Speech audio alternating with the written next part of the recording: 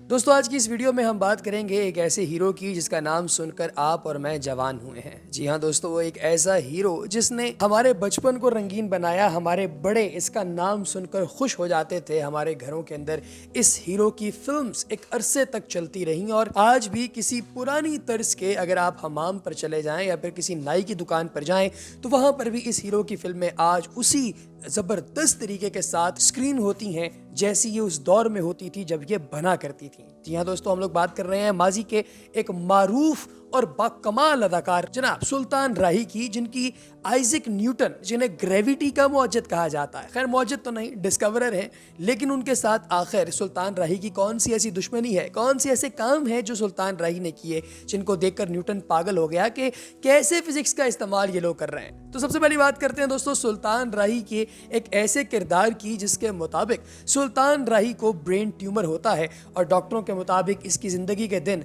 गिने जा चुके हैं, ऑपरेशन मुमकिन नहीं। एक लड़ाई में सुल्तान राही को सर में गोली लगती है। डॉक्टरों की परेशानी की इंतहा नहीं रहती जब वो देखते हैं कि गोली एक कान में लगी और दूसरे से निकलते हुए ब्रेन ट्यूमर को अपने साथ ले गई। सुल्तान राही इसके बाद जिंदा हो गया और दोबारा से फिल्म में एक्टिव हो गया क्योंकि ब्रेन ट्यूमर को तो गोली अपने साथ ले गई थी।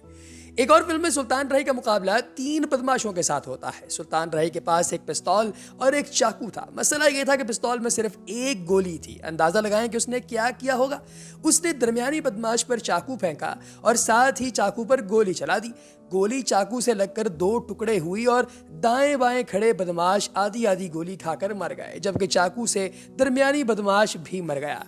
दोस्तों है ना कमाल तरीका। अब आपको दिखाते हैं एक और जबरदस्त सीन। सुल्तान राही का पीछा एक बदमाश कर रहा होता है। सुल्तान राही के पास खाली रिवॉल्वर होता है। अंदाजा लगाएं कि सुल्तान राही ने क्या किया होगा। ना दोस्तों, आप अंदाजा लगाना रहने दीजिए। उसकी वजह यह है कि आपका ब्रेन शायद उधर तक पहुंच ही नहीं पाएगा। सुल्तान राही इंतजार करता है कि बदमाश उस पर फायर करे। जैसे ही बदमाश इस पर गोली चलाता है, सुल्तान राही रिवॉल्वर का चैम्बर खोलकर गोली को इसमें कैच करता है। रिवॉल्वर का चैम्बर बंद करके टिश्यू और बदमाश मर गया। ये सब कुछ न्यूटन की बर्दाश्त से बाहर था। उसकी हिम्मत जवाब दे गई। खैर उसने सोचा कि आखिरी बार एक और फिल्म देख लूं, शायद उसमें कहीं फिजिक्स का दुरुस्त इस्तेमाल हो। पूरी फिल्म चली और उम्दगी से सब कुछ होता रहा। न्यूटन बहुत खुश था कि आखिरकार एक फिल्म तो हकीकी लग रही है। पर ना जीना, इतनी भी क्या जल्दी न्यूटन दादा, अभी तो क्लाइमैक्स बाकी है। सुल्तान राही को इल्म हुआ कि उसका दुश्मन दीवार के पीछे मौजूद है।